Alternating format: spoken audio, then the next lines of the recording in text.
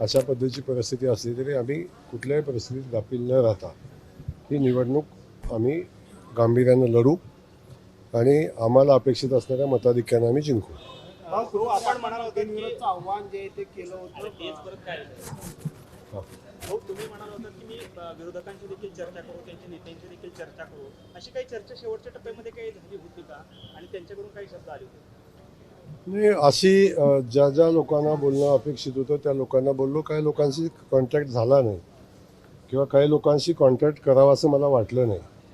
अशा लोकांशी बोलणं नसेल, परंतु बहुतांश लोकांनी बघितलं आपण की उमेदवारी मागं घेतलेली आहे आणि ते सगळे भारतीय जनता पक्षासोबत राहून भारतीय जनता पक्षाच्या उमेदवाराला जिंकण्यासाठी सगळे मिळून प्रयत्न करतील.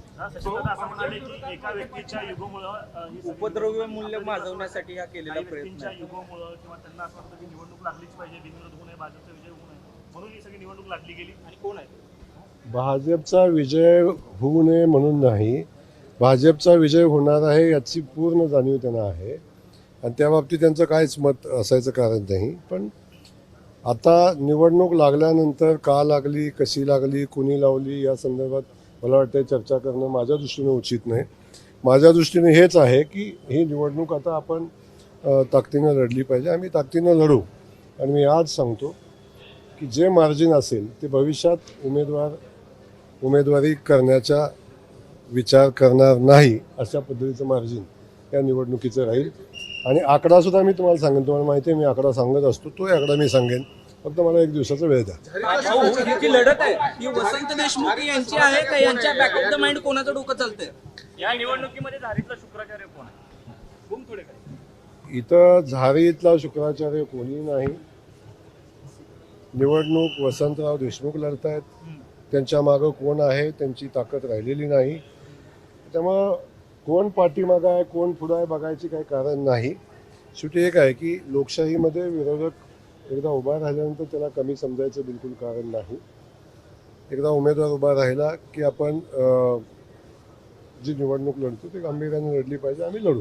वसंत देशमुख हे मोहिते पाटलांच्या निकटवर्तीय मानले जातात, मग ही लढत जी आहे ती जयकुमार गोरे विरुद्ध मोहिते पाटील अशी लढत होईल का?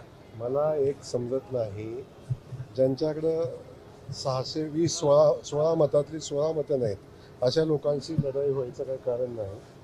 ही लढाई जी आहे ही औपचारिकता आहे आणि औपचारिकता आम्ही पूर्ण करू 18 तारखेला. विनाकारण कुणाचं तरी नाव घेऊन कुणाला तरी मोठं करायचा प्रयत्न करू नका आणि ज्या कारणासाठी निवडणूक लागली ते कारण आपण साध्य करू नका.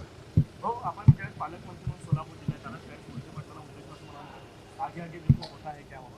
आता पुन्हा तेच वाटतं म्हणायचे नाही, असं आगे आगे होता है क्या म्हणजे मी तर काय त्यांच्यासाठी बोललो नव्हतो. मला एक सांगतो तुम्हाला की भारतीय जनता पक्षानं मला काय उद्दिष्ट ठेवून इथं पाठवले, ते उद्दिष्ट पूर्ण करण्याच्या दृष्टिकोनातनं जे जे करणं शक्य आहे ते आपण करतो आणि ते उद्दिष्ट प्राप्त करायचा प्रयत्न करतो. त्यातली पहिल्या दुसऱ्या टप्पा कंप्लीट झालेला आहे. आम्ही तिसऱ्या टप्प्यात आहोत.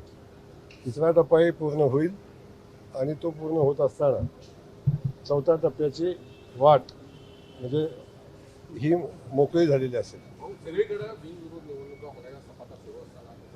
कुठं सपाट आहे?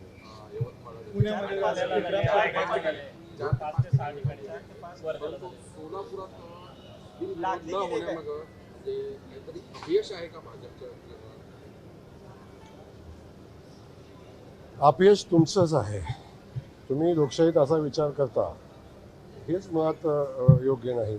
लोकशाहीत निवडणूक लागली पाहिजे आणि लोकशाहीत मतदाराला मतदान द्यायचा अधिकार मिळाला पाहिजे हे डॉक्टर बाबासाहेब आंबेडकरांनी सांगितलं. मग आपण बाबासाहेबांच्या विचाराशी सुसंगत वागलं पाहिजे, सुसंगत राहिलं पाहिजे.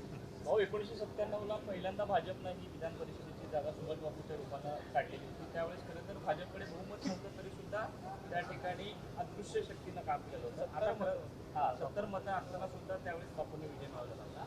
आता भाजपकडे बहुमत आहे, त्यावेळेस वेगळी अदृश्य शक्ती विरोधकांकडून काम करेल असं वाटतं? बिलकुल सगळ्या अदृश्य शक्तीवर माझं बारकाईने लक्ष आहे. अजिबात काळजी करायचं कारण नाही आणि अशा अदृश्य शक्तीवर